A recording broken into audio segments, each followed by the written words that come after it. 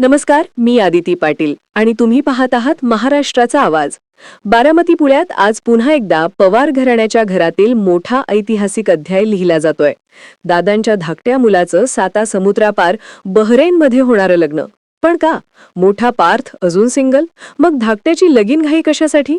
अजित पवारांच्या होणाऱ्या सूनबाई ऋतुजा पाटील नक्की कोण? त्यांची पार्श्वभूमी काय?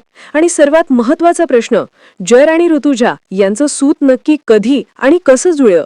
पवार घराण्याच्या या राजकीय कौटुंबिक महाकथेचे परत एकदा नवे वळण, नवी चर्चा आणि नवे संकेत. आज आपण सगळं उलगडणार आहोत, अगदी एकदम खोलवर. तर व्हिडिओ शेवटपर्यंत नक्की पाहत रहा, कारण ही कथा फक्त लग्नाची नाही, तर पवार घराण्याच्या पुढील पिढीच्या भवितव्याची आहे. बारामती पुण्यात पुन्हा एकदा पवार घराण्याच्या राजकारणाबरोबरच त्यांच्या कौटुंबिक आयुष्यातील मोठी हालचाल पाहायला मिळतेय. आणि या हालचालीचे केंद्रबिंदू आहेत दादादांचे धाकटे चिरंजीव जय पवार, ज्यांच्या साता समुद्रापार बहरेनमध्ये होणाऱ्या लग्नाच्या बातमीने राजकीय वर्तुळापासून ते सामान्य जनतेपर्यंत सगळीकडे चर्चा रंगलीय. याआधीच पवार कुटुंबातील युजवेंद्र पवारांच्या लग्न सोहळ्यात पवार कुटुंब एकत्र येऊन ढोल ताशांच्या तालावर जल्लोष साजरा करताना सुप्रिया सुळे यांच्या लयबद्ध ठेक्यांनी वातावरण तापवलं. पार्थ पवार नवरदेवासोबत उत्साहाने फिरताना दिसले आणि घराण्यातले मतभेद कितीही असले तरी अशा कौटुंबिक सोहळ्यात सगळे एकत्र येतात हे पुन्हा सिद्ध झालं. मात्र आता जय पवारांच्या लग्नामुळे परत एकदा बारामती आणि पुण्यात खळबळ उडालीये. कारण हे लग्न पुणे मुंबईत नव्हे तर थेट बहरेनमध्ये होणार असून फक्त निवडक 400 पाहुण्यांपुरताच सोहळा मर्यादित आहे. पण या संपूर्ण लग्नकथेत सर्वात जास्त चर्चा होतीये ती ऋतुजा पाटील यांची. या होणाऱ्या सुनबाई नेमक्या कोण? त्यांची पार्श्वभूमी काय? पवार घराण्याशी त्यांची जुळलेली नाळ कधी आणि कशी घट्ट झाली? आणि पार्थ अजून लाईनीत असताना जय पवारांनी लग्नाचा पहिला नंबर कसा लावला? या सगळ्या प्रश्नांनी सोशल मीडियावर गहजब माजवलाय. ऋतुजा पाटील या साताऱ्यातील फलटणच्या रहिवाशी असून त्यांचे वडील प्रवीण पाटील हे यशस्वी उद्योजक, डिजिटल मीडिया क्षेत्राशी संबंधित महत्त्वाच्या प्रोजेक्ट्समध्ये सहभागी असलेले आणि टाटा, आदित्य बिर्ला, रिलायन्स यांसारख्या दिग्गज कंपन्यांसोबत तसेच भारत सरकारच्या महत्त्वाच्या पदांवर काम केलेले अनुभवी प्रोफेशनल आहेत. ऋतुजा स्वतः उच्च शिक्षित असून त्यांनी अमेरिकेतून डिझायनिंगमध्ये डिग्री घेतलीय. सध्या मुंबईतील एका नामांकित कंपनीत PR म्हणून काम पाहतात. सौम्य स्वभाव, उत्तम कम्युनिकेशन आणि सोशल मीडियावरची सक्रियता यामुळे त्या स्वतःची एक वेगळी ओळख राखून आहेत. जय आणि ऋतुजा यांच्या भेटीचं सूत्र मात्र एका खासगी कार्यक्रमात जुळलं. ओळख हळूहळू मैत्रीत आणि पुढे प्रेमात बदलत गेली व शेवटी या दोघांनी लग्नाचा निर्णय घेतला. आणि हेच त्यांचा लव्ह टू लाईफ प्रवास आता बहरेनमध्ये नव्या आयुष्याच्या गाठीने पूर्णत्वाला जात आहे. दुसरीकडे अजित पवारांचे धाकटे चिरंजीव जय पवार हे पवार घराण्याच्या चौथ्या पिढीतील प्रतिनिधी असून त्यांनी परदेशात उच्च शिक्षण घेतलं, बिझनेस मॅनेजमेंटमध्ये स्वतःला सिद्ध केलं आणि सुरुवातीला दुबईत कुटुंबाचा व्यवसाय सांभाळत इंटरनॅशनल बिझनेसचा मोठा अनुभव घेतला. काही वर्षांपासून बारामतीत स्थायिक होऊन स्थानिक व्यवसायांवर लक्ष देत आहेत. तरुणांमध्ये त्यांची लोकप्रियता वाढत असून ते मृदुभाषी, संयमी आणि तळमळीने काम करणारे उद्योजक म्हणून ओळखले जातात. सुनेत्रा पवार लोकसभा लढल्या तेव्हा प्रचाराची संपूर्ण धुरा त्यांनी स्वतःवर घेतली आणि बारामतीतील जनसंपर्क वाढवत त्यांनी भविष्यकाळात राजकारणात प्रवेश करतील अशा चर्चांना उधाण आलं. मराठा आंदोलनादरम्यान मनोज जरगा यांना दिलेली भेट तर आणखीच खळबळजनक राजकीय संकेत मानली गेली. पण आता या लग्नावेळी अजित पवारांचे लहान भाऊ श्रीनिवास पवार तसेच शरद पवार, प्रतिभा पवार, सुप्रिया सुळे हे बहरेनमध्ये उपस्थित नसतील अशी माहिती समोर आली असून त्यामुळे पवार घराण्यातील मतभेद पुन्हा चौहाग्यावर येत असल्याचं बोललं जाते.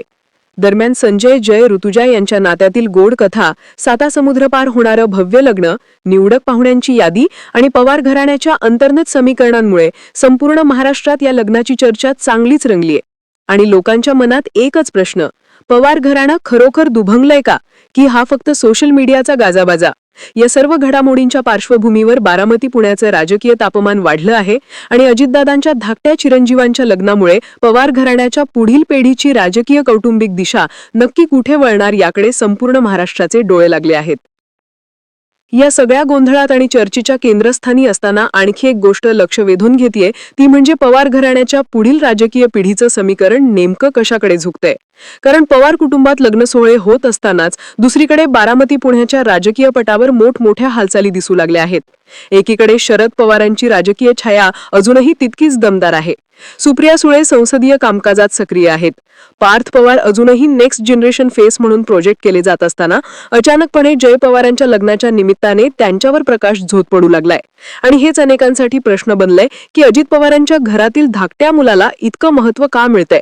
कारण जय पवार फक्त अजितदादांचे मुलगे नसून त्यांनी गेल्या काही वर्षांपासून जनसंपर्क, सामाजिक काम, युवकांशी संवाद आणि कौटुंबिक व्यावसायिक निर्णयांमध्ये स्वतःला घडवलंय.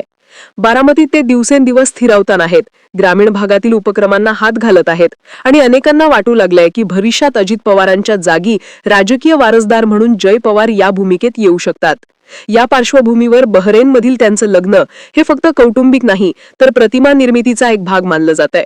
कारण सातासमुद्रापार लग्न म्हणजे ग्लोबल इमेज, निवडक पाहुणे म्हणजे एक्सक्लुझिव्हनेस आणि ऋतुजा पाटील यांसारखी उच्च शिक्षित डिझायनिंग भागच्या पार्श्वभूमी असलेली कॉर्पोरेट कम्युनिकेशनमध्ये सिद्धहस्त जोडीदार म्हणजे भविष्यातील पवार घराण्याच्या नव्या पिढीचा आधुनिक चेहरा असं जाणकारांचं मत आहे.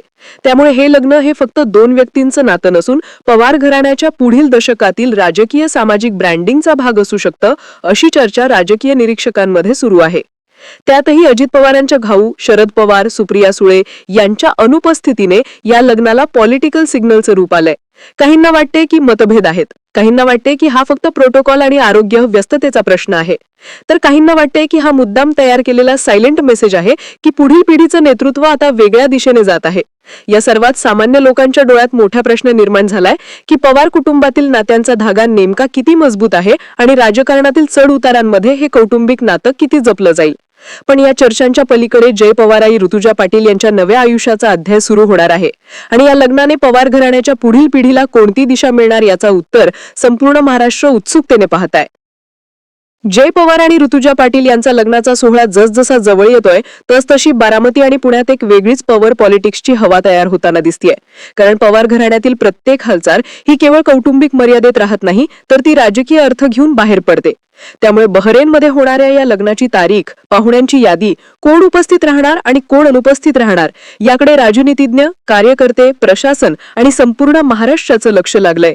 बारामतीत जय पवार गेल्या काही दिवसांपासून केलेली सक्रियता, विविध संस्थांच्या कार्यक्रमांना दिलेली उपस्थिती, युवकांशी केलेला संवाद, शेतकरी मेळ्यात घेतलेल्या भेटी या सर्व गोष्टींकडे राजकीय विश्लेषक एका नव्या संकेताने पाहत आहेत. कारण अजित पवार गेल्या काही वर्षांमध्ये उपमुख्यमंत्री म्हणून मोठ्या प्रकल्पांवर काम करत असताना घरातील तरुण सदस्य राजकीय गोटात प्रवेश करण्याची शक्यता याआधीही अनेकदा व्यक्त झालीय. पार्थ पवारांना दिलेलं महत्त्व काही काळानंतर कमी झालं. सुप्रिया सुळेंचा लोकसत्ता व संसदेतला प्रभाव कायम आहे, पण अजित पवारांच्या घरातील नवा चेहरा जय पवार आता लोकांच्या चर्चेत येऊ लागलाय. आणि यालाच एक बाजू म्हणजे ऋतुजा पाटील यांचा कॉर्पोरेट ग्लोबल पार्श्वभूमीचा प्रभाव. कारण उच्च शिक्षित, डिझायनिंगच्या क्षेत्रातली घाडापक्कड, अमेरिकेतील अनुभव, मुंबईत PR म्हणून केलेलं काम यामुळे त्या फक्त सुनबाई नव्हते तर पवार घराण्याला एक वेगळा आधुनिक, सुबक, सोज्वळ आणि स्मार्ट चेहरा देऊ शकतील असं जाणकारांचं मत आहे. त्यामुळे या लग्नानंतर पवार कुटुंबातील पुढील पिढीचं समीकरण, इमेज मॅनेजमेंट, ब्रँडिंग, सार्वजनिक उपस्थिती, सामाजिक कामांमध्ये नव्या स्वरूपात बदल होण्याची शक्यता व्यक्त केली जाते. दुसरीकडे पवार घराण्यात अनेक वर्षांपासून सुरू असलेले अंतर्गत मतभेद, राजकीय भूमिकेमधील अंतर, पिढीगत धोरणातील बदल, नेतृत्वाच्या शैलीतील फरक आणि कुटुंबातील विविध गटांमध्ये असलेला संवाद या सर्व मुद्द्यांवरही या लग्नामुळे पुन्हा चर्चा सुरू झाली आहे, विशेषतः काही कुटुंबियांच्या बहरेनमधील गैरहजेरीने. पण हे मतभेद खरेच आहेत की फक्त बाहेरून दिसणारी धूळफेक, हा प्रश्न अजूनही अनुत्तरितच आहे. सर्वात महत्त्वाचं म्हणजे जय आणि ऋतुजा यांचं लग्न हे केवळ पवार घराण्याचं नाही तर महाराष्ट्राच्या राजकीय क्षेत्रातल्या पुढील दशकातील बदलत्या समीकरणाचं एक सूचक द्योतक ठरू शकतं. आणि म्हणूनच राजकीय निरीक्षक, समर्थक, विरोधक आणि सामान्य नागरिकही या लग्नाकडे उत्सुकतेने पाहतायत. कारण यानंतरची प्रत्येक हालचाल पवार घराण्याच्या अध्यायातील नवा पान उघडू शकते. तर मित्रांनो, अजित पवारांच्या धाकट्या चिरंजीवांच्या बहरेनमधील भव्य लग्नामागची संपूर्ण गोष्ट तुम्ही पाहिलीत. जय पवार आणि ऋतुजा पाटील यांची प्रेम कहाणी, त्यांची पार्श्वभूमी, पवार कुटुंबातील बदलत जाणारी समीकरणं आणि या सोहळ्यातील अनुपस्थितीभोवती निर्माण झालेली चर्चा, हे सगळं तुम्हाला काय वाटतं? पवार घराणं खरोखर दुभंगलंय का, की हा फक्त राजकारणातील एक नवा खेळ? तुमचं मत आम्हाला खाली कमेंटमध्ये नक्की लिहा. मी आदिती पाटील, तुम्ही पाहत होतात महाराष्ट्राचा आवाज. व्हिडिओ आवडला असेल तर लाईक करा, शेअर करा आणि चॅनलला सबस्क्राईब करणं विसरू नका. भेटू पुढच्या व्हिडिओत. तोपर्यंत नमस्कार.